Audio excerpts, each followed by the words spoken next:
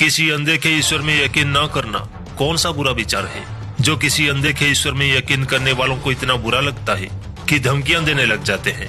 किसी विशेष कालखंड के लिए कही गई बातें उस समय के लिए कुछ हद तक सही होंगे, परंतु ये बातें हर कालखंड में फिट नहीं हो सकती। और जो थोड़ी बहुत सही है, जो रखने योग्य है, उन बातों का महत्व भी तब खत्म हो जाता है जब उनकी बातों को ना अपना कर लोग उन किताबों को पूजा करने लग जाते हैं।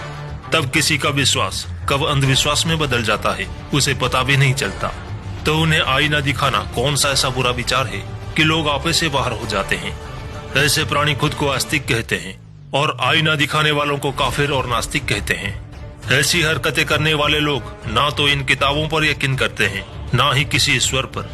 वो इस गलतफहमी में जी रहे हैं कि वो ईश्वर के बड़े तगड़े हिमायते हैं, परंतु नहीं है। वो तो अपने ईश्वर अल्लाह गॉड को मानते ही नहीं है। अगर मानते तो नास्तिकों के सवाल पर उन्हें गालियां धमकियां देने और इतनी हाय तौबा मचाने की जरूरत ही नहीं पड़ती।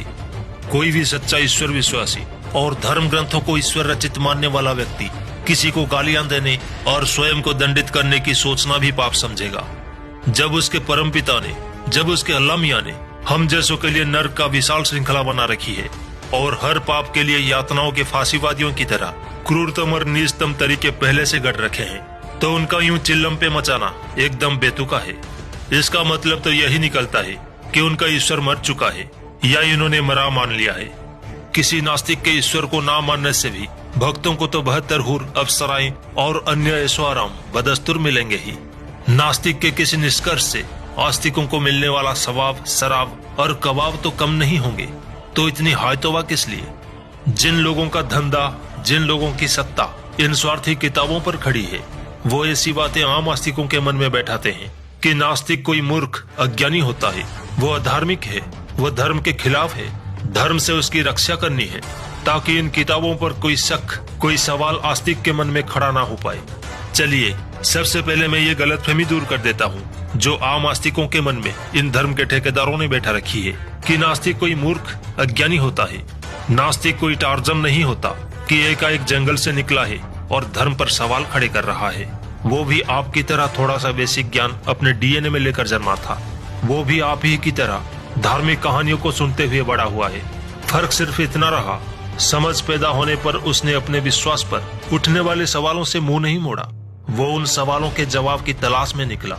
उन्हीं सवालों से जूझते हुए जब निष्कर्ष पर पहुंचा तो नास्तिक हो गया। जो किताबें आस्तिक प्राणी परिवारों से या कथा पांडालों में सुनते हैं, अक्सर जिन्हें पढ़ने की दुहाई दिया करते हैं, उन्हें तो अधिकतर नास्तिक घोंट कर पी चुके होते हैं। तो अपने दिमाग से इस बात को निकाल दीजिए जो पांडालों में प्रवचनकर्ताओं ने आपके दिमाग में डाल रखी है कि नास्तिक कोई मूर्ख होता है, उसे किसी किताब की ज्ञान नहीं होता। एक बहुत लंबी प्रक्रिया के बाद जब सत्य समझ में आता है, तब जाकर एक धार्मिक व्यक्ति नास्तिक होता है। आप लोगों को ये गंभीरता से सोचना चाहिए। कहीं आपको ऐसी तथ्यों की ओर ताकने से रोकने के लिए ही इन्हीं स्वार्थी तत्वों ने अपने किसी विशेष लाभ और लोभ के लिए आपके मन में नास्तिकों के प्रति एक गलत धारणाएं तो नहीं बैठाई है, ताकि आपके मन में उन कपटपूर्ण किताबों के प्रति संदेह न जन्म ले सके।